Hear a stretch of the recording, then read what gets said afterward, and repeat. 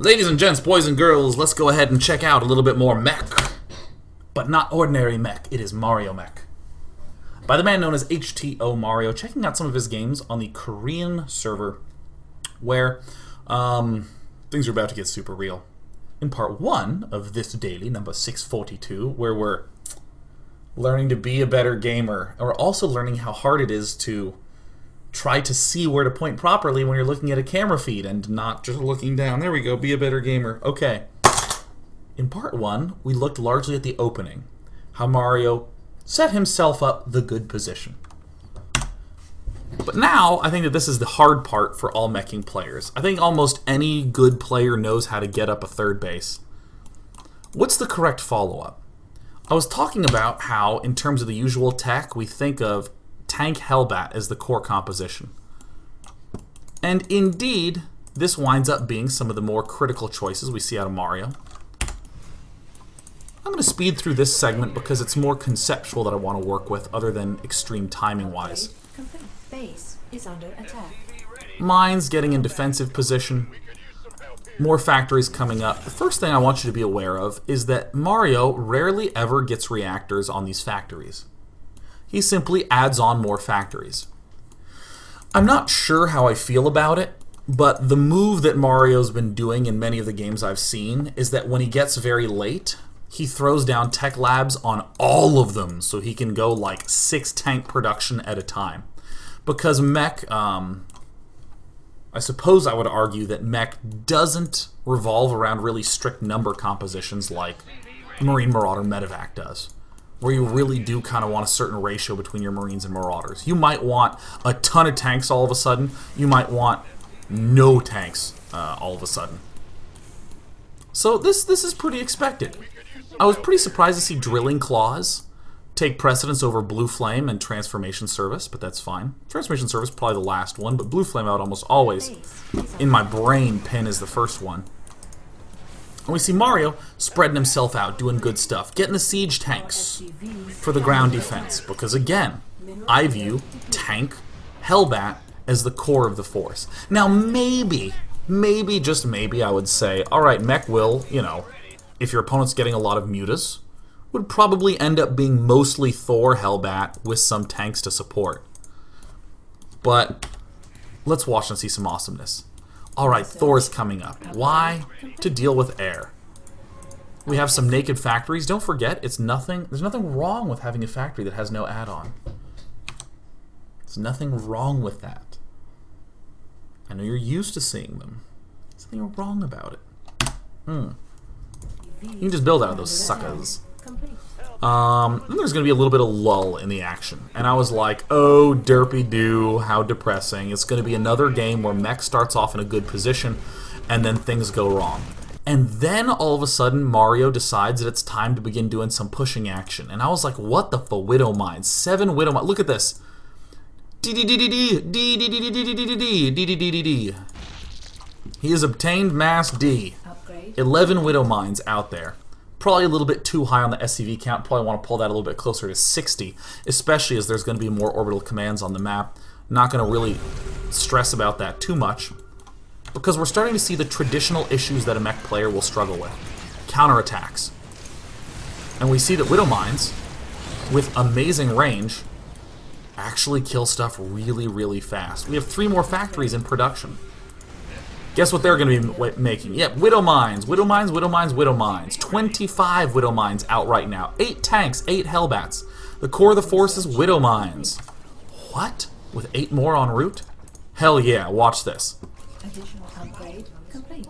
It's a super mobile force. No one ever really talks about how fast Widow Mines move, but they are almost as fast as Stalkers. They're certainly faster than tanks, faster than Hellbats, and a hell of a lot faster than Thors. No doubt worse than a Hellion, but what's the big tragic thing that happens when a mech player's doing this? He gets hit with his tanks unsieged. Tanks are traditionally the answer to things like roaches, hydras. But now we just have some tanks. In fact, in this force, there's 4. Where are the other tanks? Seriously, where are the other tanks? Oh yeah, they're just positioned here for defense. And we see these extra command centers are turning into orbital, or excuse me, these extra command centers are turning into planetaries. Very cool little defense. So then he simply sees that there's swarm hosts this way. Complete. Oh my god, cat hair, I can't micro. Ah. More roaches trying to swing in. In production, we see more widow mines. 33 out. 30 frickin' 3 mines out. Upgrade. You just never really see mines in this kind of number. And we see that these burrowed really fast. I was at ×2, but it was still fast for ×2. Some of these tanks, looks like, yeah, it looks like Mario selected them, because you can see by the little dotted line, so he'll be moving them down. And let's watch the health on these roaches. Not really the biggest problem in the world. Mario even getting a little distracted. Now, I would say that, you know, optimal play may be to spread these mines out a little more to not do as much clumping. But look at this, Mario doesn't even pull back to defend. He's just chilling. He just chills here and shoves and rips through all the expansions. And does some regular blind late game play, throwing down starports just in case of some scary things like Broodlords. Infernal Pre-Igniter is going to be coming on up. Transformation Service, you know, just getting the rest of things. But remember what I was saying about earlier? He just throws down tech labs on all the things. Yeah. Not a lot of reactors, not a lot of this scripted, or I should say pre-scripted structure to the macro. Now, I know many of you are saying, what if he has a whole bunch of Overseers, because we see none of those right now. Don't worry, I have all sorts of games for you. Now, because Widow Mines shoot up, small numbers of Broodlords are actually not a problem. Not microing at all or paying attention to your army, that is a problem, but those things burrow fast and kill this off fast. Your forces are under attack. Yeah, it's easy peasy lemon squeezy. Are under attack. Winning, winning, win for Breezy. Are under attack. Research complete. So cool. We got ourselves a build. We got a real build! Now, let's do some stress testing. We just saw some nasty mine play. Ooh! Them's mines nasty. Now keep in mind, if these were Brood War mines, one shot would have killed all 33 of them. Oh, kill me if I'm tearing right. In this circumstance, mines are a little smarter. They don't hurt their friends. The next game I wanted to look at was on Frost. That's right. This one. Also from .Korean server. Oh, did I hit the wrong button?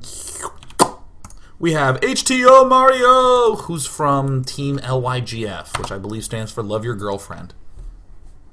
Or your boyfriend, or what have you. But of course you can only have one clan tag. So we're going to go through things a little bit more swiftly. So that way we can examine this opening and some of these transitions. But man, Widow Mines following it up. Ooh, so juicy, so dirty. This map is Frost, and if you just look at the mini-map, it's a hell of a lot more... it's actually, I would say, bigger than Whirlwind, because in Whirlwind, everything is just sort of in the center.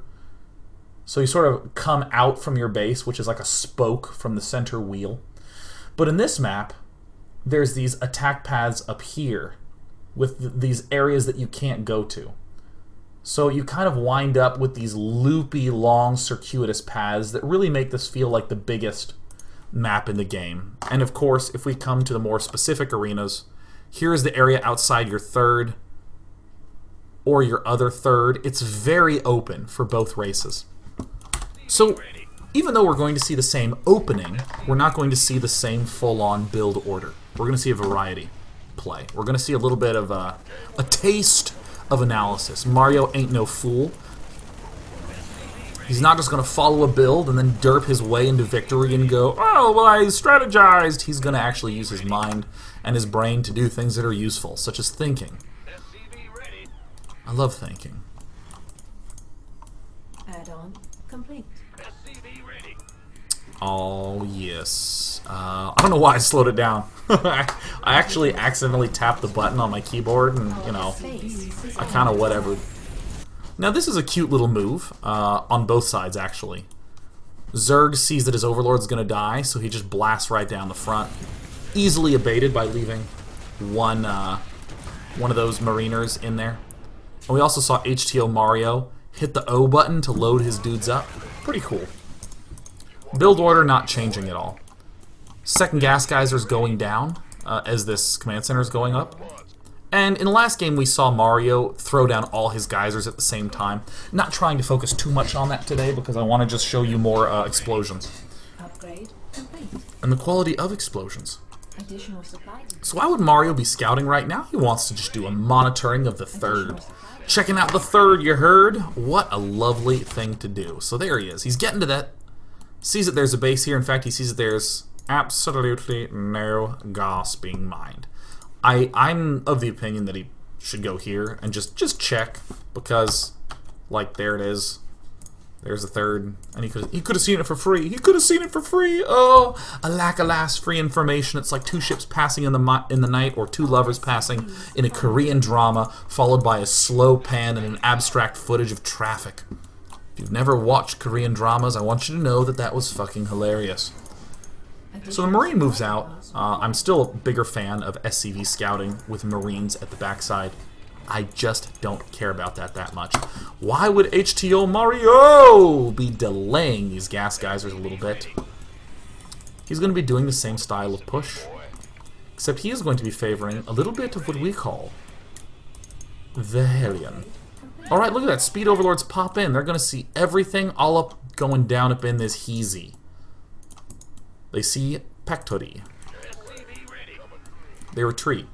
And Mario's going to be pushing out. Look at this timing. 8:30.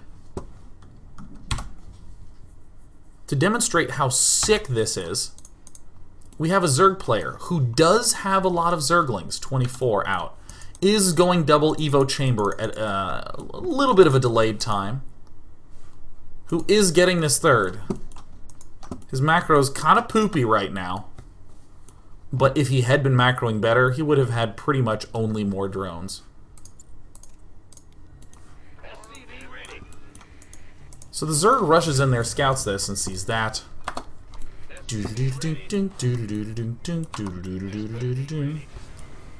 We see Roach upgrades, we see the layer, but rarely ever does the Zerg expect the Spanish Inquisition. Zerglings show up and do amazingly little damage. I was shocked. That was 24 Zerglings gone, dead, nada. Needs closer to 40 to be able to withstand that. Oh, getting a third while all that's going on. Oh, would you dare say Blue Flame? Yes, I would dare say Blue Flame. No need to be doing some crazy reactorness. Here's another 24 Zerglings coming in, and it's not enough. Okay, cool.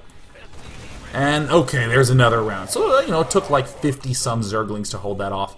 Hell of a lot more than I'd anticipated. So we see Blue Flame Hellions coming up, for the big reason that this is a very open map. Big, widespread open spaces.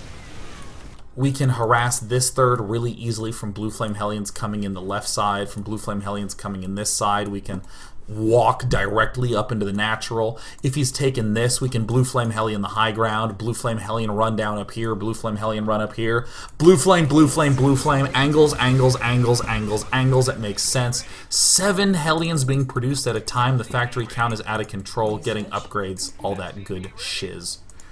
And what did we also see last game get produced every game? Blind turrets, turrets, turrets, turrets.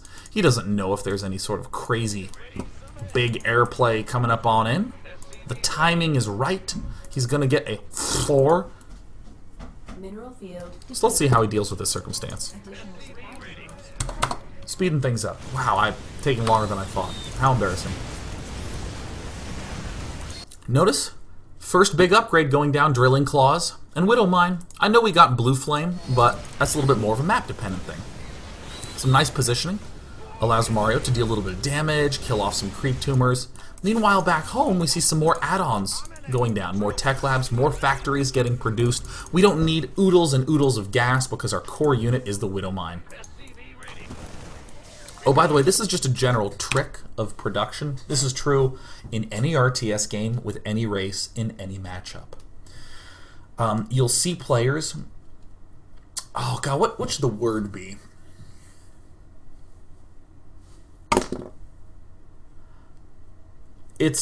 I would call them like resource cheap time expensive units.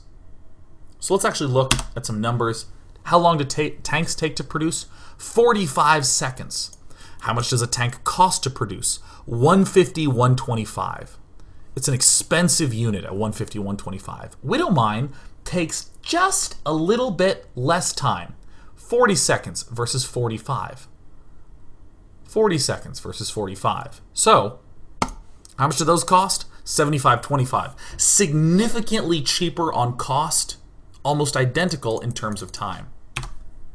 So this is an easy trick to get a lot more production structures early. While you're adding on production structures, and you get to like 8 really fast, you're building the cheap but time expensive unit, the Widowmine.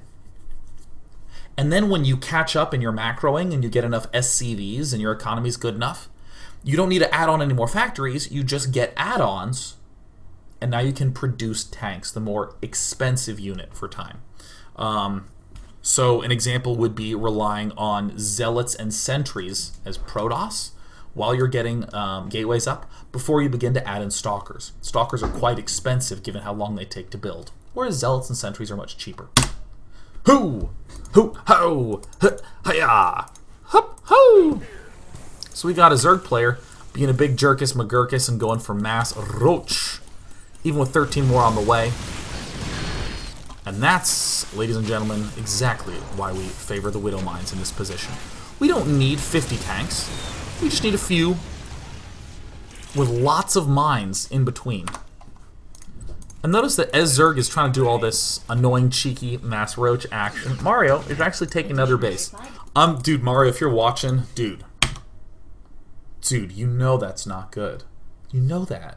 You know that. Ha! You thought I was going to give you compliments all show long? Oh, I beat you in a 2v2 that one time, that one year. Get smacked! This command center really needs to be here. And then it just gets lifted off and moved. I mean, it doesn't... it's going to be fine, but, like, seriously. Seriously, how embarrassing. So we have a big mass old force of Rochis coming on in. It ain't panning out so well. Oh, Sabin the Cat has come to visit us. This is not a good position, but simply lift, retreat, and a couple of tanks are more than enough to repel. Uh-oh. Well, looks like we got a toy that Sabin the Cat might be interested in, so we'll just hold it up in the meantime. But we see that, okay, what's different about what's going on compositionally this game versus last game? Tanks being produced as much as possible out of the Tech Lab ones, and then the non-Tech Lab ones are mining up. This is different from in the last game where when everything was cool, Mario was building Hellbats, tanks, Thors, more juicy, useful units. Oh, Sabin's on the hunt. Oh, shit. Oh. Oh. Oh. Yes, Sabin on the hunt. Oh, get it, Sabin. No. Sabin. Sabin. Attack. Oh, his butt is on my hand. It's on the mixer. No, no, no, no. Don't get... Oh, he's... He took it. He took it. He took the whole thing. Go take it to the kitchen. Yeah, you killed it. Now bury it in the litter box. You filthy cat. That's where you poop. Why would you bury anyone there? Not even humans do that. Alright. Our SCVs are under attack. Usual shenanigans. We struggle to deal with counterattacks, but not with mines! Not with mines in the slightest. So I want you to see that the tanks are bouncing between here and here. This is the tiny distance that they're bouncing between. The mines, on the other hand, the much faster unit, are bouncing between here and here. You can just visually see it's a lot more distance. Boo-doo-doo-doo, ba-da-da-da-da, boo-doo-doo-doo-doo-doo-doo. Mech.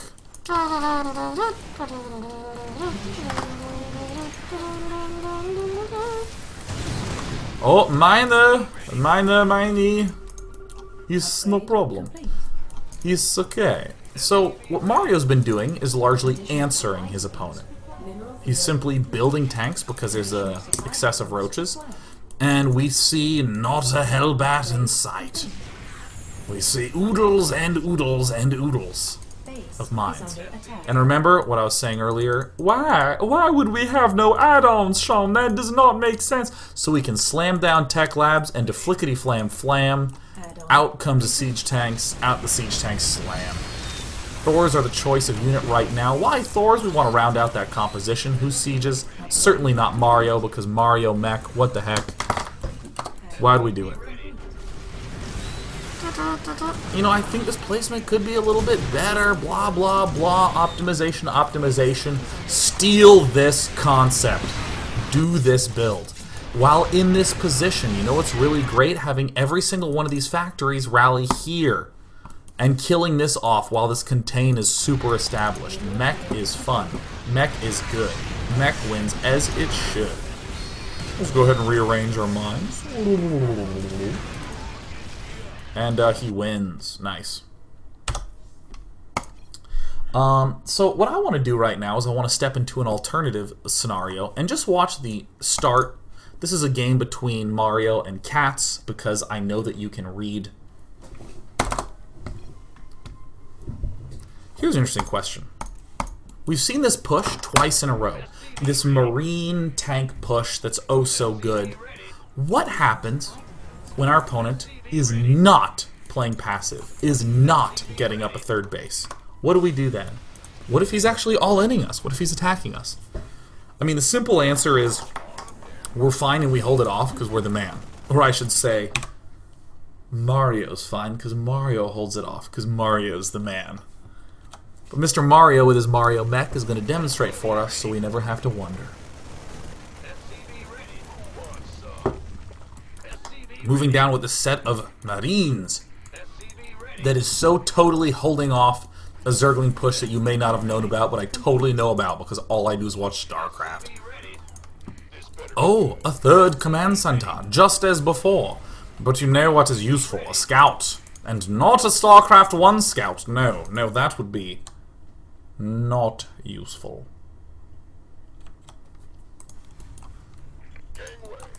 Marine scout. Commander, is anything at the front? No. To the Overlord. Awesome tactics. Getting next to refineries. Getting, in fact, all them refineries up on up. But Mario asks himself a question. What is going on? What is going down? Seriously, what is up? Now, I'll close the production tab because you don't need to see that. When was Mario pushing? Well, around the time his Pero tanks came out. Maybe sometimes a third tank. Why is there no expo here? A scan reveals kind of a weird timing on the layer. This is typical of a player doing exactly what Katz is doing, which is doing some sort of Ling Roach all-in. Now, you might not be all timing-centric like I am with like Excel spreadsheets that I fill out where I write down, at this time you must scout for this, and if you see nothing, then you must panic! You don't have to do that. You can simply say, if you identify that he's not taking a third, you don't need to attack.